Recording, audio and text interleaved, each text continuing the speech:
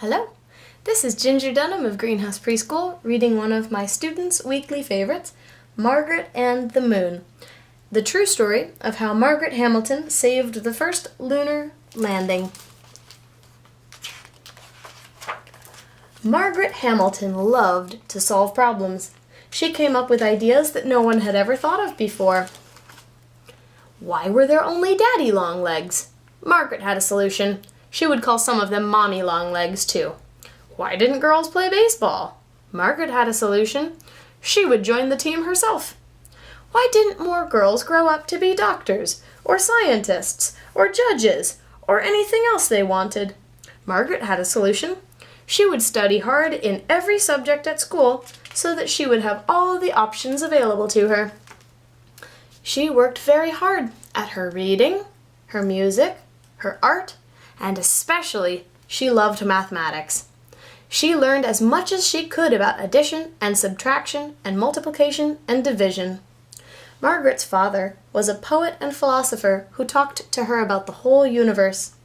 She asked about how the planets moved when the galaxies formed and why the stars shone bright.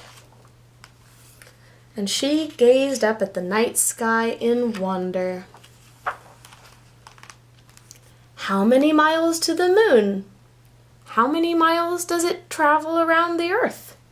How fast does the moon go? How big around is it? Margaret began solving harder and harder math problems. It was fun for her to work through all the steps. She liked moving the x's and y's around in the algebra. She liked measuring circles and trigonometry in geometry. She liked studying the curves in calculus. And then she discovered computers! Margaret could use this new invention of computers to answer so many complicated math problems about the universe. She experimented with writing instructions or code that told the machines what to do. The code was called software. Margaret called herself a software engineer. She started with something simple, asking the computer to add and subtract, multiply and divide, just like she had started learning math. Then she taught herself to write code that taught the computer more and more complicated math.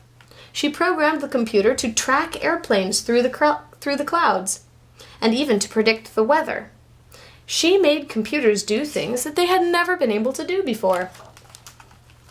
In 1964, Margaret got interested in an exciting project for NASA, the National Aeronautics and Space Administration. Their scientists were working on their hardest problem that humans had ever tried to solve, flying people to the moon. Could Margaret use computers to get the astronauts 238,855 miles there and 238,855 miles back? She convinced NASA's leaders to let her try. Margaret thought of everything that could happen on a trip to the moon. What if the spaceship got lost? What if it ran out of power? What if an astronaut made a mistake? Margaret wrote code in the computers that would be on the spaceship and in mission control, and taught them how to solve these problems.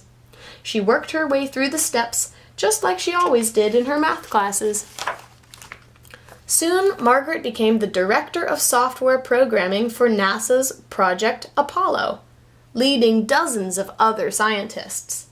She helped the Apollo space missions orbit the moon 10 times, and she helped Apollo 9 connect to other ships in space.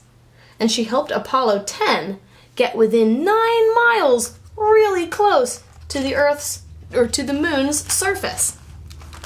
With Apollo 11, NASA would finally try to land the ship and let people out to step on the moon. Had Margaret thought of everything that could go wrong with a lunar landing? She checked her code many times to make sure, because the astronauts' lives were depending on her.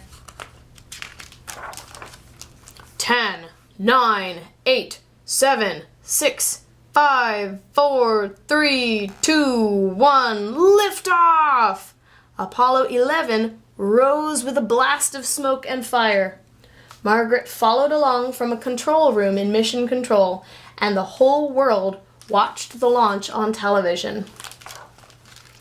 For 4 days, the spaceship drew closer and closer to the moon. The lunar module, named the Eagle, split off to make the landing. Yippee! But within minutes left to go, an astronaut entered a command and the master alarm buzzed. Error! The Eagle's computer started performing too many tasks. Overload! Overload!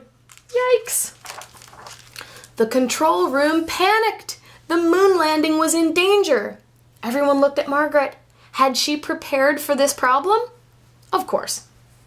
Margaret's code made the computer ignore the extra tasks and focus on the most important task, landing safely. It brought the Eagle closer and closer to the moon's surface till it touched down. "The Eagle has landed!" announced astronaut Neil Armstrong. The control room cheered. Margaret was a hero. Later that night, the Eagle's hatch opened and Margaret held her breath as Neil Armstrong took the first human step on the moon.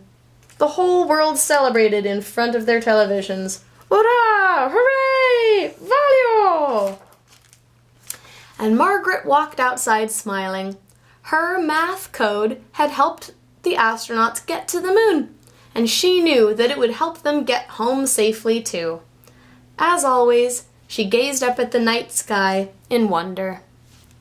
The end. Thank you for watching.